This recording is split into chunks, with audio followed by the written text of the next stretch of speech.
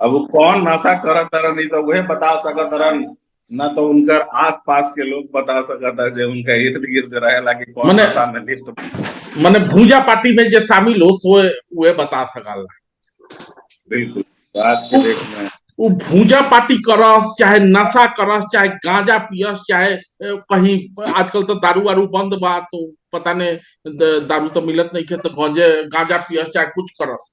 समाज के जो बांटे के प्रक्रिया पिछला माने जनगणना के रिपोर्ट आवे के बाद या जनगणना के आंकड़ा के माने कलेक्शन के समय से जो समाज के बांटे के प्रक्रिया फिर से शुरू भइल बा। कहीं न कहीं हमनी के बुझाता है कि 1990 के ओर तो नहीं थी बढ़त हमनी के। बुझाता नहीं, कन्फर्म मानी कि अगला आवे वाला 5 साल जौन बा वो ये मंडल कमीशन के रिपोर्ट के समय जौन जिन बाहर निकलल, या कह ली जिन नहीं के बाहर निकलल, ये एगो राक्षस बाहर निकाल दिले बने जौना के परिणति का होई कि अब अगड़ा बनाम पिछड़ा के जौन लड़ाई बा, पहले तो रहे कि ठीक बा पीछे चलत रहे, अभी आमने सामने के लड़ाई के तैयारी करा दिले बड़े। आमने सामने के लड़ाई की तैयारी बा। संख्या बल का तो कर वही। का करी आदमी भाई, वो घड़ी जब हमनी के सामने कोनो ऑप्शन ना रहे तो मजबूरी में आदमी आपन मान के, सम्मान के, इज्जत के, जमीन के रक्षा करे खातिर आदमी लड़बे कइला, आगहू लड़ी। मतलब 90 से लेकर 2023 तक में कुछ नहीं बदला है, फिर से बिहार वही खड़ा है, एक बार फिर से वही सारी चीजें की जा रही हैं। मंडल मंडल पार्ट 2 आप प्रधानमंत्री बने के कहत रहन का भइल ओकर। आडवाणियों जी एगो सपना देखले रहन, वही तरीके के इहो एगो सपना देखले बड़न जौन सपने रह गई। सपने रह जाए। भतीजा के मुख्यमंत्री बनाई है कि नहीं बनाई है। मजबूरी बा भतीजा इनका इनका माथ पे पैर रख के मुख्यमंत्री बनी। तो अभी तक हम लोग बात कर रहे थे बिहार के राजनीति के परिप्रेक्ष्य में, लेकिन जैसा कि मंगरुआ ने शुरू में कहा कि चंदन ब्रह्मेश्वर मुखिया के पोते हैं, और ब्रह्मेश्वर मुखिया के मौत के बाद से ही लगातार समाज ये मांग कर रहा है कि जिन लोगों ने ये कारनामा किया है उनको सलाखों के पीछे लाया जाए और मुखिया जी को न्याय मिले, उनके समाज को न्याय मिले। समाज कितने साथ है, समाज कितना साथ है इस लड़ाई में।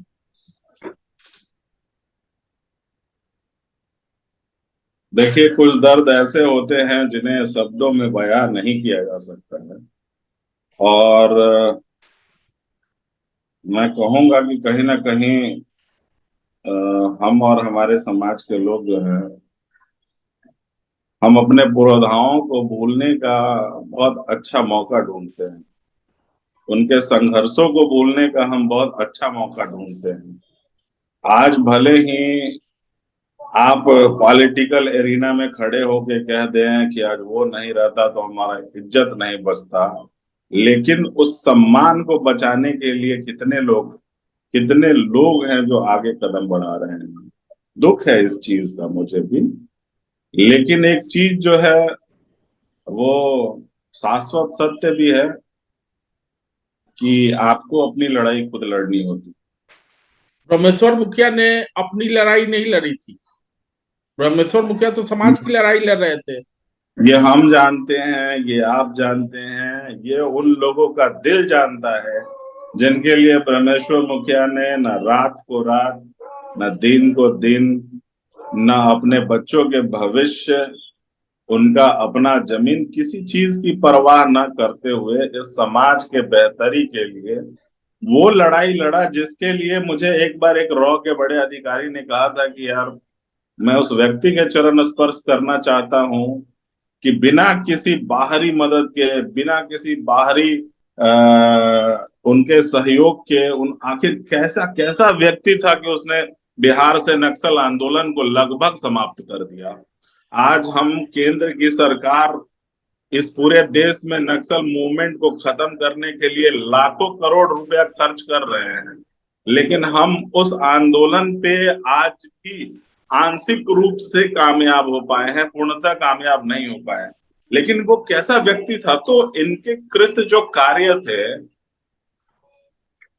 वो तो आ, अगर आंखों में पानी है तो उसके लिए तो वो सर्वोपरि है ही। लेकिन आप परिस्थितियां देख रहे हैं कि आजकल लोग कैसे होते हैं। चंदन जो हंस रहे हैं ये हंसी नहीं है, ये उनकी पीड़ा है। 2012 में ब्रह्मेश्वर मुखिया की हत्या हो जाती है। चंदन उस समय छात्र रहे होते हैं, दिल्ली विश्वविद्यालय के छात्र होते हैं। उसके बाद फिर तैयारी के क्रम में लगते हैं। लगभग लगभग हमरा बुझाता है कि 2012-14 में थोड़ा सा मुलाकात भय रहे ऑफिस में। 14 में गए। गाड़ी पटरी से उतर जाती है, तैयारी पीछे छूट जाता है, किसानों की लड़ाई केंद्र में आ जाता है, और साथ ही बाबा को न्याय मिले, ये लड़ाई भले ही सीमित अर्थों में लेकिन ये जारी रखते हैं। लेकिन ब्रह्मेश्वर मुखिया जो लड़ाई लड़ रहे थे वो अपने परिवार अपने गांव की लड़ाई नहीं लड़ रहे थे, और ना ही केवल अपने समाज की लड़ाई लड़ रहे थे। वो पूरा इलाका जो कि जमीन जोतता है, जिसके पास जमीन है, सबकी लड़ाई लड़ रहे थे ब्रह्मेश्वर मुखिया। सबके सम्मान की लड़ाई थी। क्यों नहीं खड़ा हो रहा है समाज? क्या मुखिया जी का रास्ता गलत था, या ये मॉडरेट लोग हैं, नहीं, या या छदम देखिए ओढ़े होता, हुए लोग? नहीं नहीं, होता क्या है कि हमारा जो राष्ट्र है और यहाँ के जो लोग हैं वो हमेशा एक अवतार को देखना चाहते हैं। उन्हें खुद नहीं पता होता कि मुझ में क्षमता कितनी है, मुझ में सामर्थ्य कितना है।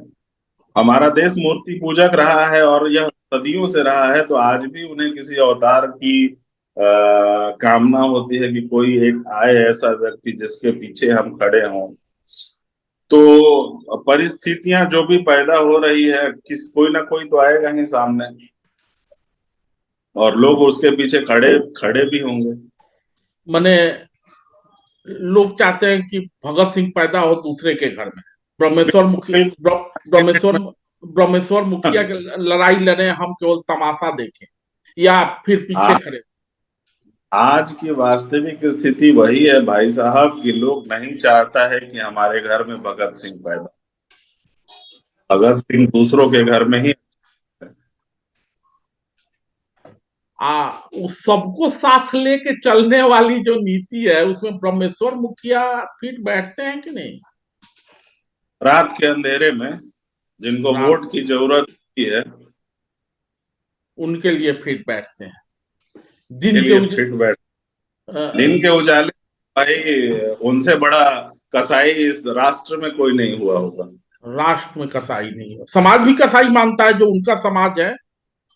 नहीं, समाज देवता मानता है। यहाँ इस चीज के लिए मैं आज भी कहूंगा कि मैं जब ग्रामीण इलाकों में जाता हूँ, रात के 2 बज रहे होते हैं, फिर भी लोग वो अपने दामाद से ज्यादा इज्जत हमारी करते हैं आज के समय में भी। हम विजुअल देखा था, नहीं कहने में कि थोड़ा सा बातचीत करे के पहले से ही कहने में हम भी समय समय पर कुछ जानबूझ के, चूंकि पत्रकार बनी तो कुछ कुछ लिखत रहीला कुछ। एक बार देखला कि जैसे ही मुखिया जी के विषय में थोड़ा सा चुभे वाला सवाल हुई कि भाई कब तक हत्यारे बाहर रहेंगे, तो कुछ लोग बिलबिलाए लागल।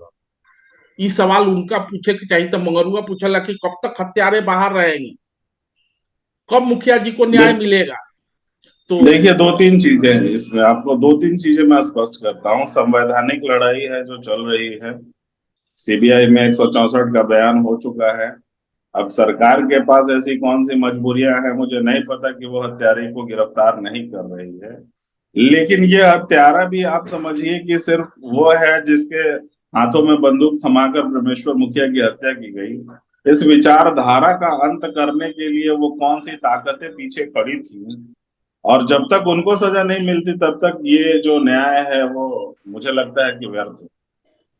मैंने टारगेट किलिंग था। बिल्कुल टारगेट किलिंग था। अरे हमारे तत्कालीन सरकार को ये खतरा था, उन्होंने मात्र 4 सभाएं की थी। एक पटना में किया था नौबतपुर, एक आरा में किया था एक वारी, एक औरंगाबाद में किया था सुअरा, और एक गया में किया था टिकारी।